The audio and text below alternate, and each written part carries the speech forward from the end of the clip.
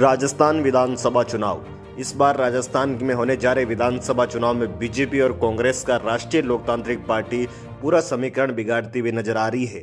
तो दोस्तों, कौन कौन सी सीटों पर राष्ट्रीय लोकतांत्रिक पार्टी मजबूत है और कौन कौन से सीटों पर बीजेपी और कांग्रेस को राष्ट्रीय लोकतांत्रिक पार्टी से बड़ा झटका लगेगा, साथ ही साथ कौन सी सीट पर भाजपा मजबूत है और कौन सी सीट पर कांग्रेस, उसकी पूरा समीकरण हम आपको इस वीडियो के माध्यम से बताएंगे। तो आप इस वीडियो को शेयर जरूर करें और इस फेसबुक पेज और यूट्यूब चैनल पर पहली बार तो इसको सब्सक्राइब और फॉलो करना बिल्कुल ना भूलें। राजस्थान के विधानसभा चुनाव में इस बार कई ऐसी सीटें हैं जहां पर बीजेपी और कांग्रेस से बागी होकर चुनाव लड़ रहे हैं, वो भी समीकरण बिगाड़ते हुए नजर आ रहे हैं। वही राष्ट्रीय लोकतांत्रिक पार्टी भी इनका समीकरण बिगाड़ती हुई इन सीटों पर नजर आ रही है। दोस्तों, सबसे पहले विधानसभा सीट की बात करें, शिव विधानसभा सीट की, तो शिव से भाजपा और कांग्रेस दोनों के लिए उनके बागी चुनौती बन गए हैं। भाजपा से बागी होकर पूर्व विधायक जालम सिंह रावलोत आरएलपी से, वहीं छात्र नेता रविंदर सिंह भाटी निर्दलीय चुनावी मैदान में है। कांग्रेस से जिला अध्यक्ष फतेह खान निर्दलीय चुनावी मैदान में है। ऐसे में भाजपा के सौरभ सिंह और कांग्रेस से अमीन खान उनके ही बागी को चुनौती देते हुए नजर आ रहे हैं। तो राजस्थान विधानसभा सीट, शिव विधानसभा सीट अभी पूरे राजस्थान भर में चर्चा का विषय बनी हुई है। यहाँ पर जेएनयू के छात्र संघ अध्यक्ष रहे एक बार फिर से जेएनयू में भी निर्दलीय चुनाव लड़ने वाले रविंदर सिंह भाटी निर्दलीय चुनाव शिव विधानसभा सीट पर लड़ रहे हैं और दोनों ही पार्टियों का समीकरण बिगाड़ते हुए नजर आएंगे। वहीं बाड़मेर की विधानसभा सीट की बात करें, बाड़मेर में अब तक भाजपा और कांग्रेस के बीच ही मुकाबला रहा है, लेकिन पहली बार भाजपा से बागी होकर डॉक्टर प्रियंका चौधरी चुनाव लड़ रही है। इनसे मुकाबला रोचक हो गया है। यहाँ कांग्रेस से मेवाराम जैन और भाजपा से दीपक कड़वासला चुनावी मैदान में है। साथ ही साथ यहाँ पर राष्ट्रीय लोकतांत्रिक पार्टी की प्रत्याशी ने डॉक्टर प्रियंका चौधरी को जो समर्थन दे दिया है, उसके बाद प्रियंका चौधरी यहाँ से काफी मजबूत भी लग रही है। तो बाड़मेर की विधानसभा सीट पर भी त्रिकोणीय मुकाबला बना हुआ है। यहाँ से सोशल मीडिया रिपोर्ट के अनुसार और जनता की रिपोर्ट के अनुसार देखे जाए तो डॉक्टर प्रियंका चौधरी काफी मजबूती से चुनाव लड़ रही है। वहीं चौहटन की विधानसभा सीट की बात करें, चौहटन सीट पर एससी के लिए रिजर्व है, लेकिन यहाँ भी भाजपा से पूर्व विधायक तरुण राय कागा राष्ट्रीय लोकतांत्रिक पार्टी से चुनाव मैदान में है, जबकि कांग्रेस से पद्माराम और भाजपा से आदूराम चुनाव लड़ रहे हैं। ऐसे में इन दोनों के लिए आरएलपी ने मुश्किलें बढ़ा दी है और आरएलपी यहां पर काफ़ी मजबूती से चुनाव लड़ सकती है, क्योंकि तरुण राय कागा यहां से पहले भी विधायक रह चुके हैं और जैसे ही राष्ट्रीय लोकतांत्रिक पार्टी में आए हैं, चौहटन विधानसभा सीट का समीकरण बदलता हुआ नजर आ रहा है। यहाँ पर चौहटन की विधानसभा सीट पर जातीय समीकरण पूरी तरीके से काम करेंगे। अगर तरुण राय कागा यहाँ से जीतने में कामयाब होते तो राष्ट्रीय लोकतांत्रिक पार्टी के लिए एक बड़ी उपलब्धि चौहटन की विधानसभा सीट पर हो सकती है।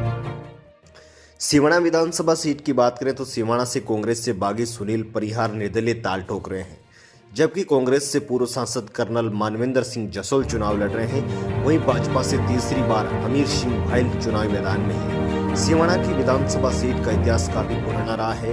यहाँ पर कांग्रेस और बीजेपी का दबदबा रहा है, लेकिन इस बार कांग्रेस से बागी होकर सुनील परिहार ने जैसे ही निर्दलीय ताल ठोकी है, सिवाना की विधानसभा सीट पर समीकरण पूरी तरीके से बदल चुके हैं। जबकि कांग्रेस से यहां पर सांसद कर्नल मानवेंद्र सिंह जासौल चुनावी मैदान में है, वहीं भाजपा से हमीर सिंह को तीसरी बार चुनावी मैदान में उतारा गया है। सिवाना की विधानसभा सीट पर इस बार बड़ा उलट देखने को मिल सकता है। गुड़ामालानी विधानसभा सीट की बात करें तो गुड़ामालानी विधानसभा सीट से इस बार पूर्व मंत्री हेमाराम चौधरी के चुनाव नहीं लड़ने से पूर्व सांसद कर्नल सोनाराम चौधरी को कांग्रेस ने चुनावी मैदान में उतारा है, जबकि भाजपा से पूर्व सीएम सलाहकार लादूराम विश्नोई के बेटे के विश्नोई चुनावी मैदान में है। यहां से भाजपा और कांग्रेस के मध्य सीधी टक्कर गुड़ामालानी में बताई जा रही है। हालांकि यहां पर राष्ट्रीय लोकतांत्रिक पार्टी का उम्मीदवार ही है, लेकिन यह जो मजबूती से टक्कर भाजपा और कांग्रेस के मध्य गुड़ामालानी की विधानसभा सीट पर बताई जा रही है, क्योंकि यहाँ पर किसी भी प्रकार की बगावत नहीं है और जो दोनों ही पार्टियों की बड़ी पार्टियां हैं, राष्ट्रीय पार्टियां हैं, उनके मध्य टक्कर यहाँ पर लग रही। पंचभद्रा की विधानसभा सीट की बात करें तो पंचभद्रा सीट से इस बार कांग्रेस से मदन प्रजापत, वहीं भाजपा से पूर्व मंत्री अमराराम के पुत्र अरुण चौधरी चुनावी मैदान में है। इन दोनों के बीच मुकाबला होना तय है, लेकिन इस बार यहाँ पर थान सिंह डोली, जो कि राष्ट्रीय लोकतांत्रिक पार्टी से चुनाव लड़ रहे हैं, थान सिंह डोली युवा चेहरे हैं और काफी मजबूत भी, काफी सक्रिय भी पंचभद्रा विधानसभा सीट पर हैं। तो ऐसे में कहीं न कहीं पंचभद्रा की विधानसभा सीट पर इन दोनों बड़ी पार्टियों का समीकरण बिगाड़ता हुआ नजर आ सकते हैं। पंचभद्रा की विधानसभा सीट पर कांग्रेस से काफी मजबूत माने जाने वाले मदन प्रजापत एक बार फिर से चुनावी मैदान में है। अब दोस्तों, बायतू विधानसभा सीट की बात करें तो बायतू की वो विधानसभा सीट जहां पर पीएम नरेंद्र मोदी, कांग्रेस के राष्ट्रीय नेता राहुल गांधी और हनुमान बेनीवाल तीनों ही बायतू की विधानसभा सीट पर बड़ी बड़ी रैलियां कर रहे हैं। ये विधानसभा सीट इस बार सबसे हॉट सीट है। यहाँ भाजपा, कांग्रेस और आरएलपी तीनों ही पार्टियों के लिए बड़ी अहम सीट मानी जाती है और वर्चस्व की लड़ाई यहाँ पर इस बार इस बायतू की विधानसभा सीट पर है। 2018 के चुनाव में यहाँ आरएलपी से कांग्रेस के दिग्गज नेता हरीश चौधरी को कड़ी टक्कर मिली थी और इस बार भाजपा से बालाराम मुंड, आरएलपी से उम्मीदवार बेनीवाल और कांग्रेस से हरीश चौधरी चुनावी मैदान में है। यहाँ प्रधानमंत्री नरेंद्र मोदी चुनावी सभा कर चुके हैं, राहुल गांधी भी यहाँ बड़ी सभा जो है कर चुके हैं और साथ ही साथ इसके अलावा आरएलपी के नेता हनुमान बेनीवाल भी यहाँ बड़ी सभा करने जा रहे हैं। तो बायतू की विधानसभा सीट पर इस बार चुनावी समीकरण बदल सकते हैं।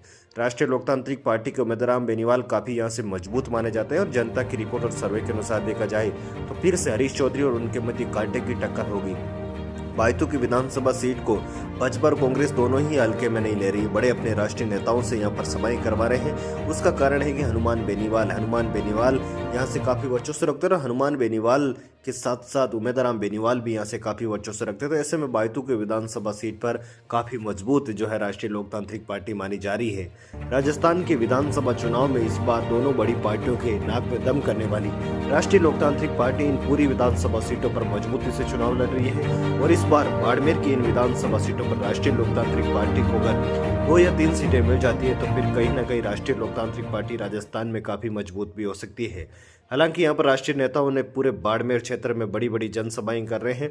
किसी भी प्रकार की कोई बीजेपी और कांग्रेस कोर कसर नहीं छोड़ना चाहती है क्योंकि राजस्थान में होने वाले विधानसभा चुनाव सबसे इस बार अहम है। इन दोनों ही बड़ी पार्टियों के लिए जनता का सबक हनुमान बेनीवाल बने हुए हैं। हालांकि हनुमान बेनीवाल भी अपनी जनसभाएं कर रहे हैं। हनुमान बेनीवाल की लगातार बड़ी बड़ी सभाएं हनुमान बेनीवाल और चंद्रशेखर आजाद रावण जो कि दोनों मिल चुके हैं, दोनों का गठबंधन है, दोनों बड़ी बड़ी रैलियां हेलीकॉप्टर के माध्यम से करते हुए नजर आ रहे हैं। ऐसे में कहीं ना कहीं भाजपा और कांग्रेस को बड़ा झटका लग सकता है। अगर राष्ट्रीय लोकतांत्रिक पार्टी और आजाद समाज पार्टी 10 या 15 सीटें निकालने में राजस्थान में कामयाब होती है और राजस्थान के किसी बड़ी दल को स्पष्ट बहुमत नहीं मिलता है तो फिर राजस्थान में एक बड़ा उलटफेर देखने को मिल सकता है। हालांकि राजस्थान के विधानसभा चुनाव इस बार बड़े ही अहम होंगे। कोई भी सर्वे या रिपोर्ट ये नहीं बता सकता कि किस पार्टी का स्पष्ट बहुमत आ रहा है क्योंकि जैसे ही इस बार टिकट वितरण में इतनी देरी हुई थी उसके बाद से राष्ट्रीय लोकतांत्रिक पार्टी ने जिस प्रकार से बागी जो भाजपा और कांग्रेस से बागी उम्मीदवार थे वो राष्ट्रीय लोकतांत्रिक पार्टी से गए और राष्ट्रीय लोकतांत्रिक पार्टी से वो चुनाव लड़ रहे हैं। तो कहीं ना कहीं इस बार राजस्थान के विधानसभा चुनाव में सबसे अहम रोल राष्ट्रीय लोकतांत्रिक पार्टी का रह सकता है अगर वो 15 से 20 सीटें निकालने में कामयाब होते हैं। राजस्थान विधानसभा चुनाव और राजस्थान से चुनावी खबरों के लिए आप हमारे इस फेसबुक पेज News21 और यूट्यूब चैनल को सब्सक्राइब और फॉलो जरूर करें और साथ ही साथ आप भी हमें कमेंट जरूर करें कि इस बार राजस्थान में सबसे मजबूत कौन से उम्मीदवार हैं और आपकी कौन सी विधानसभा सीट है वो भी आप हमें कमेंट करके जरूर बता सकते हैं।